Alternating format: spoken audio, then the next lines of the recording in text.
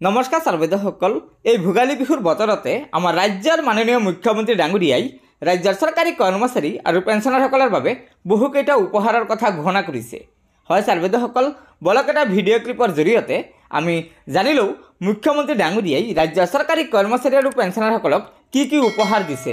তাৰ আগতে আপোনালোকক এটা অনুগ্ৰহ কৰি আমাৰ এই ভিডিঅ'টো লাইক শ্বেয়াৰ কৰিব আৰু পৰৱৰ্তী সময়ত চৰকাৰী কৰ্মচাৰী আৰু পেঞ্চনাৰসকলৰ বিভিন্ন খবৰসমূহ পোনপ্ৰথমে পাবলৈ অনুগ্ৰহ কৰি আমাৰ এই চেনেলটো ছাবস্ক্ৰাইব কৰি ল'ব। আমি কেবিনেটত আৰু সিদ্ধান্ত ল'লো যে কোনোবাই যদি চতুৰ্থ শ্ৰেণীৰ কাম কৰি ৰিটায়াৰমেণ্ট ল'লে, ৰেলতে হওক, অসম চৰকাৰে হওক, চেণ্ট্ৰেল গভৰ্ণমেণ্টে হওক, যদি ফ'ৰ্থ গ্ৰেড চাকৰি কৰি ৰিটায়াৰমেণ্ট লয়, আগতে চৰকাৰী ৰিটায়াৰ হোৱা পৰিয়ালক ৰেচন কাৰ্ড দিয়া নিয়ম নাছিল।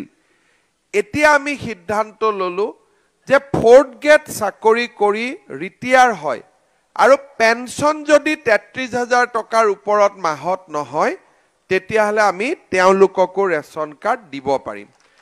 আৰু সেইকাৰণে এইবাৰ আমি ৪২ লাখ পৰিয়ালক আমি ৰেচন কাৰ্ড দিব পাৰিছোঁ আৰু অহা কিছুদিনৰ ভিতৰত আমি আৰু ২০ লাখ লোকক আমি ৰেচন কাৰ্ড দিয়াৰ বাবে চেষ্টা কৰিম। বহুত ডাঙৰ লাভ আমাৰ ৰেচন কাৰ্ডৰ ৰাইজৰ বাবে আমি কৰিব পাৰিছোঁ। সেইটো হ'ল, আগত আপোনালোকে আয়ুষ্মান ভাৰত কাৰ্ড আমি দিছিলোঁ কম মানুহক।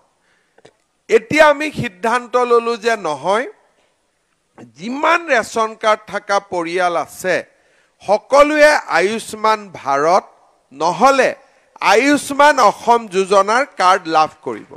গতিকে সৰ্বদসকল, এয়া নিশ্চয় আমাৰ ৰাজ্যৰ চৰকাৰী কৰ্মচাৰী আৰু পেঞ্চনাৰসকলৰ বাবে অত্যন্ত গুৰুত্বপূৰ্ণ খবৰ। আশা কৰিছোঁ আপোনালোকে আমাৰ এই ভিডিঅ'টো লাইক শ্বেয়াৰ কৰিব আৰু পৰৱৰ্তী সময়ত ৰাজ্যৰ চৰকাৰী কৰ্মচাৰী আৰু পেঞ্চনাৰসকলৰ বিভিন্ন খবৰসমূহ পোনপ্ৰথমে পাবলৈ